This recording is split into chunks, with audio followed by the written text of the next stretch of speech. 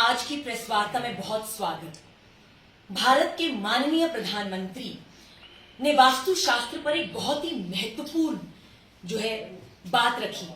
वो कहते हैं जिस घर का नॉर्थ ईस्ट ठीक है वो घर संपन्न है। भारत का भला तभी जब भारत के नॉर्थ ईस्ट का भला। तो मणिपुर में फैली हुई बर्बरता और मणिपुर में फैला हुआ रोष और मणिपुर में जो मर्द आदमखोर बने हुए हैं, उस मणिपुर पे 36 सेकंड का वक्तव्य क्यों नहीं भारत के प्रधानमंत्री लोकतंत्र के मंदिर में अपनी बात रखते हैं।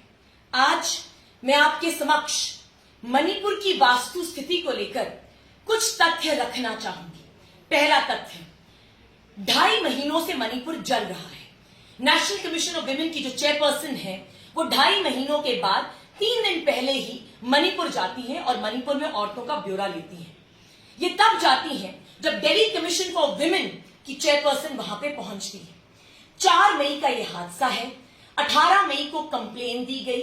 19 जुलाई को जब वीडियो वायरल हुआ तब जाके राज्य सरकार और केंद्र की सरकार उन्होंने अपनी कार्रवाई शुरू करी। अब सीबीआई को ये केस सौंपा जा रहा है।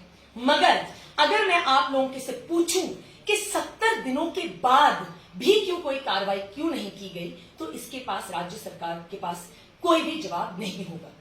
राज्य के सीएम मिस्टर बीरेंद्र सिंह एक स्टेटमेंट देते हैं। वो कहते हैं hundreds of similar cases are happening in Manipur. इसके बारे में जवाबदारी क्या बनेगी? दूसरा तथ्य, हमारे सांसद और हमारे राष्ट्र के प्रवक्ता, आम आदमी पार्टी के प्रवक्ता सांसद में एक बहुत ही इंपॉर्टेंट जो चीज है वो होते हैं राज्यसभा के रूल्स। क्योंकि वो सांसद हैं तो उन्होंने मणिपुर को लेकर कुछ सवाल पूछना चाहे संसद में। क्या किया जाता है?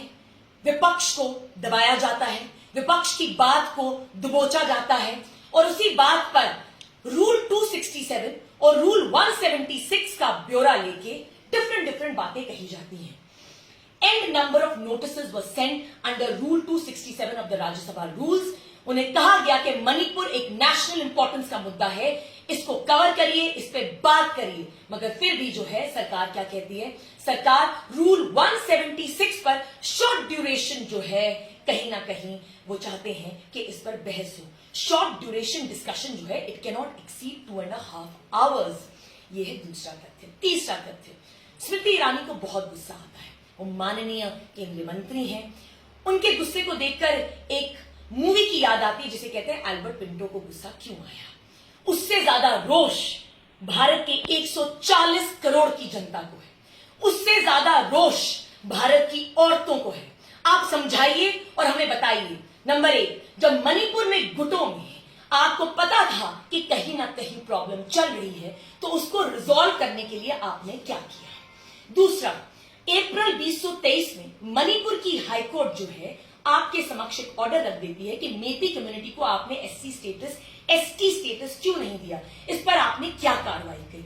तीसरा, मेरा बूथ सबसे मजबूत। ये बात तो माननीय प्रधानमंत्री कह देते हैं मगर मणिपुर के लिए वो एक भी बात पीस के लिए नहीं रखते। नेक्स्ट, इंडिया म्यांमार का जो बॉर्डर है वो 1643 किलोमीटर का है। 2 दिन पहले ही एक रिपोर्ट आई है जिसमें कहा गया है कि 700 इलीगल इमिग्रेंट्स मणिपुर में एंटर कर चुके हैं। इसकी जवाबदारी किसकी बनती है? ये भी माननीय प्रधानमंत्री और हमारी राज्य की सरकार जो मणिपुर की है वो समझाए। Chief justice of India supreme court के बड़े ही निंदनीय शब्दों में कहते हैं कि मणिपुर में घोर वायलेशन हो रहा है ह्यूमन राइट्स का। इस पर कौन बात करेगा? चर्चा नहीं होगी। प्रधानमंत्री चीता के साथ फोटोग्राफ खिंचा सकते हैं, प्रधानमंत्री मेक इन इंडिया का नारा दे सकते हैं, खेलो इंडिया, दौड़ो India, start in India, vote for India, BJP is for India, इस सब का नारा देते हैं। मगर जब मणिपुर पे बात करने की बात आती है तो प्रधानमंत्री मौन है। इसी के साथ प्रधानमंत्री को मैं विनती करना चाहूंगी आम आदमी पार्टी के प्रवक्ता के नाते कि आप बोलिए, सच का साथ दीजिए, आइए संसद में और जवाब दीजिए मणिपुर में क्या हुआ।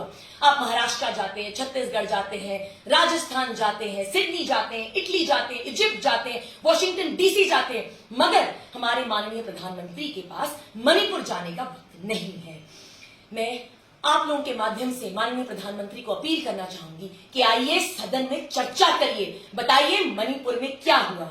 आखिरी तथ्य, पूरा मणिपुर जल रहा है। अगर मैं आपके समक्ष कुछ तथ्य रखूं तो चूरनचंदपुरा और इंफाल में आज भी आग लगी हुई है। वहां की राज्यपाल जो है, मणिपुर की राज्यपाल, चीख चीख कर एक बात कहती हैं, and I am on record, वो कहती हैं मैंने कहा था कि मणिपुर के हालात ठीक नहीं है, बात ऊपर भी रखी मगर कुछ नहीं हुआ। 500 घर जलाए गए, 16,000 से ऊपर जो लोग हैं वो डिस्प्लेस हो गए, आसन, लूट, रेप्स, गैंग रेप्स, इतना कुछ हुआ, परंतु फिर भी भारत के आर्टिकल 355 और 356, अनुच्छेद 355 और अनुच्छेद 356 का ओपनली उल्लंघन किया गया। सेंटर की सरकार जो है कोई भी ड्यूटी अपनी प्रॉपरली निभाना नहीं चाहती। It is the duty of the center to look after and provide, some kind of assistance to the states when there is an internal disturbance. इनके अपने ही 3 बार के BJP MLA mister we Walter, उनकी situation इतनी बुरी है, ये इनके अपने 3 बार के विधायक मणिपुर से रह चुके हैं, उन्हें यह भी पता है कि वो जिंदगी और मौत से जूझ रहे हैं, परंतु फिर भी हमारे माननीय प्रधानमंत्री चुप हैं। अंत में मैं अटल बिहारी वाजपेयी की पंक्तियों से इस प्रेस वार्ता को खत्म करना चाहूंगी। अटल बिहारी वाजपेयी ने बहुत ही बेहतरीन शब्दों में कहा, भारत कोई भूमि का टुकड़ा नहीं है, भारत कोई भूमि का टुकड़ा नहीं है, भारत एक राष्ट्र पुरुष है, यह बंधन की धरती है, अभिनंदन की धरती है, यह अर्पण की भूमि है, यह तर्पण की भूमि है। मणिपुर भारत का एक अटूट अंग है। माननीय प्रधानमंत्री को, विपक्ष को जवाब देना पड़ेगा, लोगों के सामने जवाब देना पड़ेगा कि आखिर मणिपुर क्यों जल रहा है।